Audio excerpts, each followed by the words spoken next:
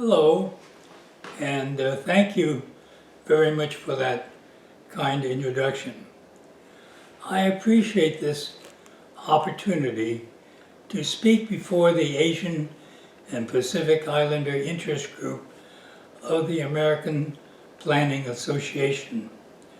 I applaud the creation of the interest group and its goals to increase the visibility of Asian and Pacific Islander planners in the profession and to highlight the planning issues facing Asian and Pacific Islander communities in America. It is critical that these communities have an advocate and a voice.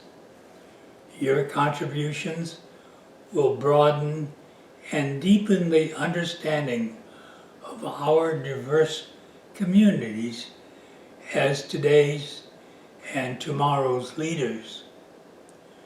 You have the formidable and important task of making our cities more equitable, stable, and inclusive for all residents. As urban planners, you understand the history of the Asian and Pacific Islander experience in America and how this history is reflected in today's cities and ethnic communities. Many of you have experienced racism yourselves and are aware of the systemic inequalities in our society. Through your work in shaping urban policies, you play an integral role in ensuring that the elusive American dream is accessible to all citizens and immigrants. As Asian and Pacific Islander planners, you will enrich the planning profession by sharing your life experiences, personal insights, and a common perspective. I am pleased to share with you my reflections on growing up as an Asian American in San Jose, California, being elected as the mayor of that city, and then serving in Congress and later in the cabinet for 2 presidents. As many of you know, as a young boy, I was faced with a choice of whether to believe in the American ideal or to harbor a resentment because my family had been denied the blessings of liberty promised by the Constitution. In November 1941, I had just turned 10 years old. My family lived a normal and pleasant life in our hometown of San Jose, California. My dad, who had immigrated to America from Japan as a 14-year-old in 1902, and not knowing that much about geography, wanting to get to his uncle in Salinas, California, about 120 miles south of San Francisco. He got off the ship in Seattle. That's where he was now 800, 900 miles away from where he should be. And so it took him a year and a half to work from one labor camp to another to get to Salinas. And when he got to Salinas, his uncle put him in the first grade. And he said it was the most humiliating thing he ever did. Not because he didn't know English, but he was 5'3". Some of the students in that school were as tall as he was.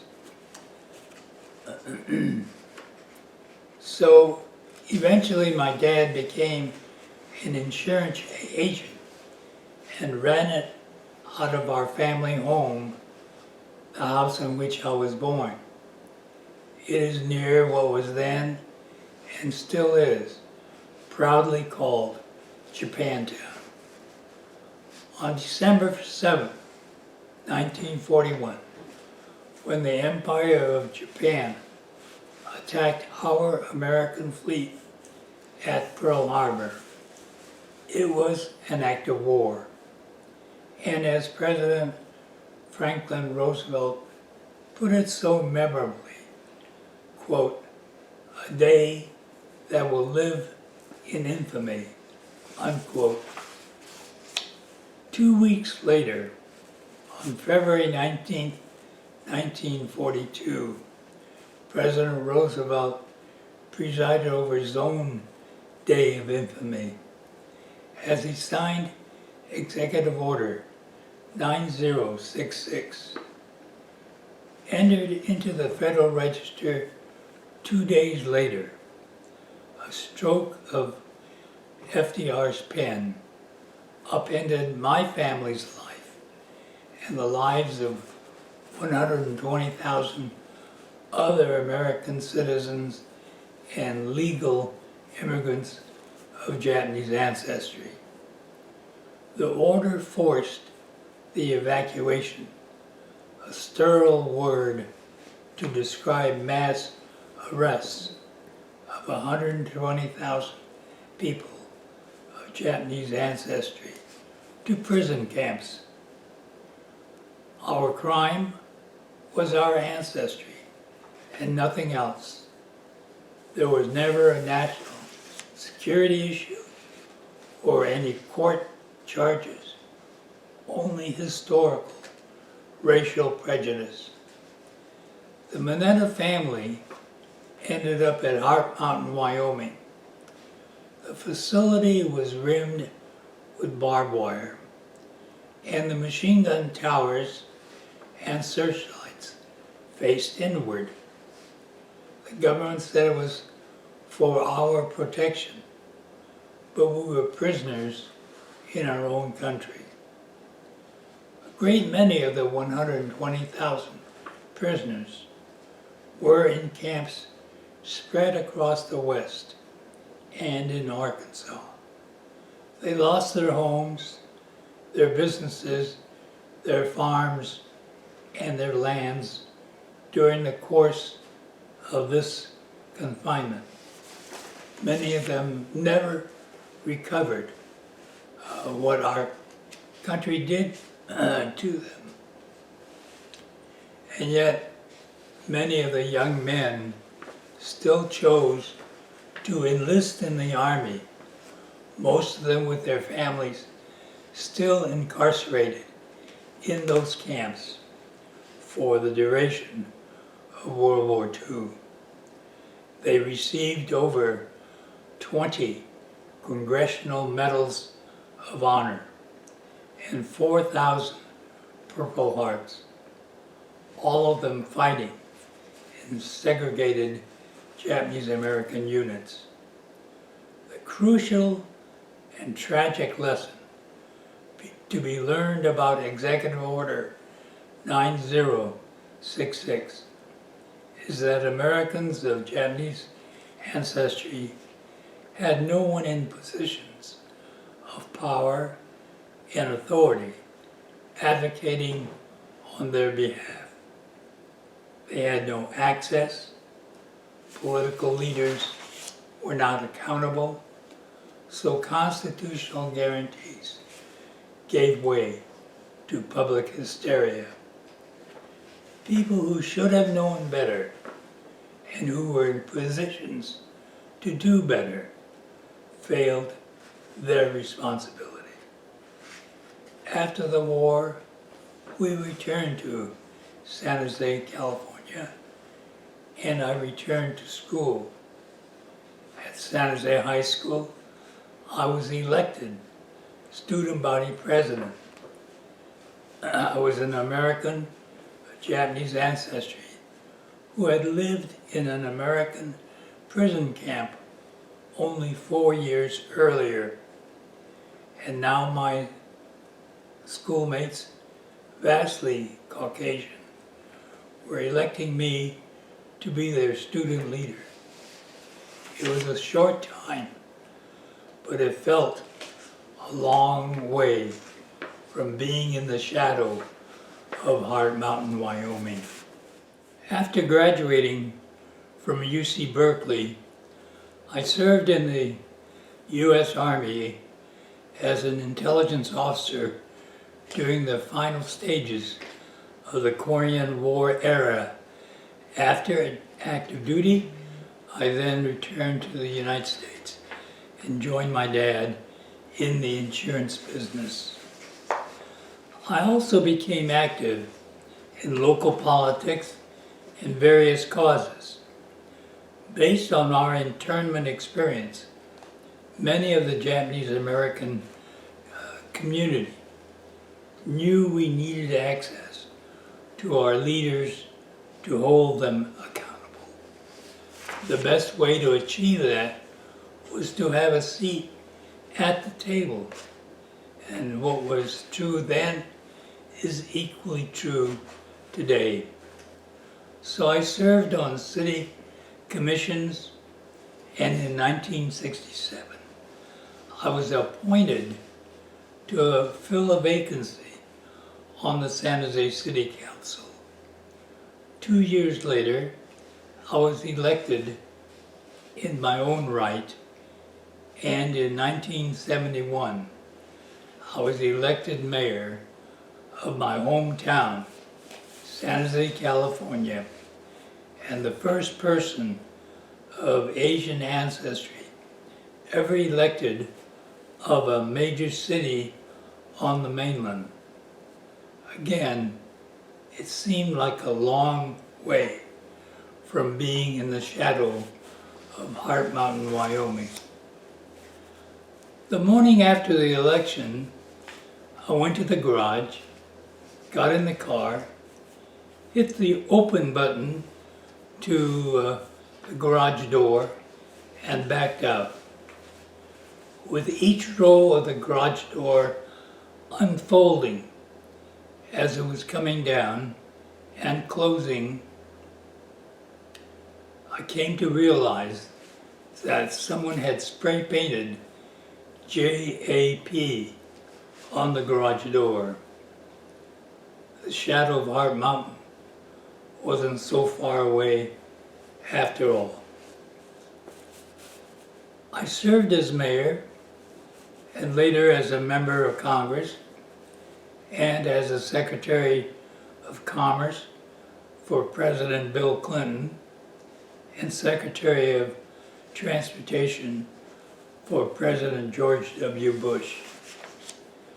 A few months into President Bush's presidency, America was attacked without warning, without provocation. It was September 11th, 80 years after Pearl Harbor. Al-Qaeda terrorists hijacked 4 commercial airliners and flew 2 into the Twin Towers of the World Trade Center, 1 into the Pentagon. A 4th plane was headed for the Capitol or the White House, but crashed in southwestern Pennsylvania when brave passengers stormed the cockpit to overtake the hijackers. I was called immediately and was the only cabinet member who reached the White House that morning. In the underground bunker, there was Vice President Dick Cheney and National Security Advisor Condi Rice. They were speaking by a secure hook up to President Bush, who had been at a Florida elementary school. When the third plane, American Airlines flight number 77, hit the Pentagon, I was on the phone to the operations executive at the FAA. I said, Monty, that's the third commercial airliner used as a missile in the last hour and a half. In the armed services, they have something called a stand down. And we're going to do our own stand down. So bring down all the planes. So Monty Belger responded by saying, we will bring all the planes down per pilot discretion. And my response to Monty was, screw pilot discretion. Bring all the planes down immediately.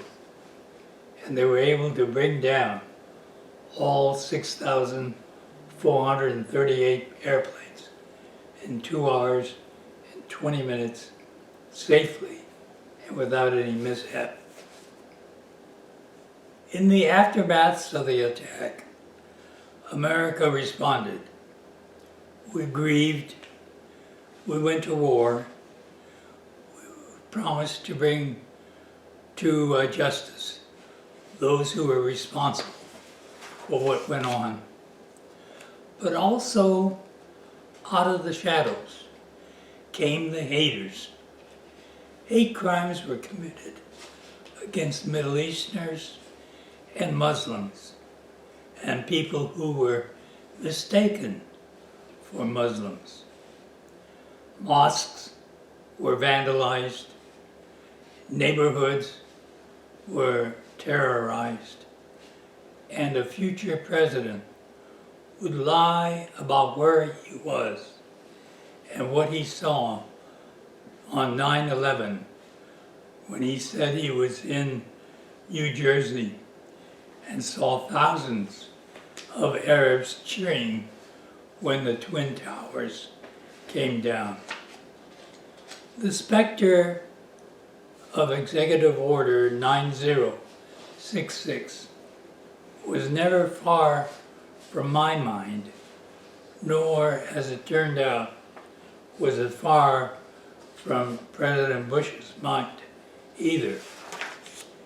In a cabinet meeting on October 13th, held jointly with the Senate and House leadership, both Democrats and Republicans, the President spoke about the hate crimes, about how they would not be tolerated, and settling his gaze on me, he said, we are not going to let happen today to Muslims and Arab Americans what happened to my friend Norm Mineta during World War II.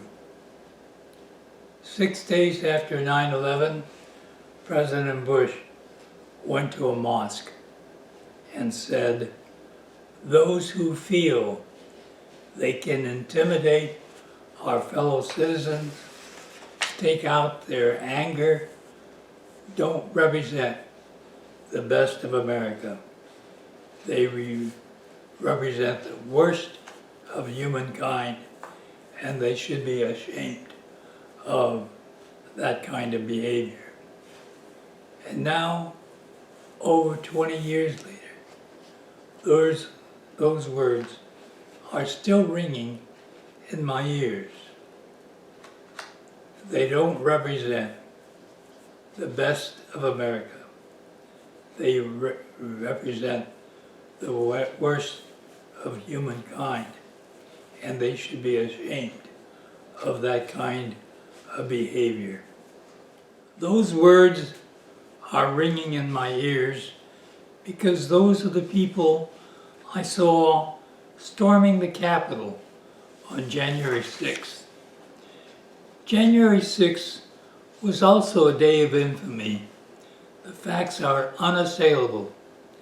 An assault on our democracy occurred as the Capitol was attacked by a highly motivated crowd of people who broke into it and searched for prisoners, including the Vice President and the Speaker of the House.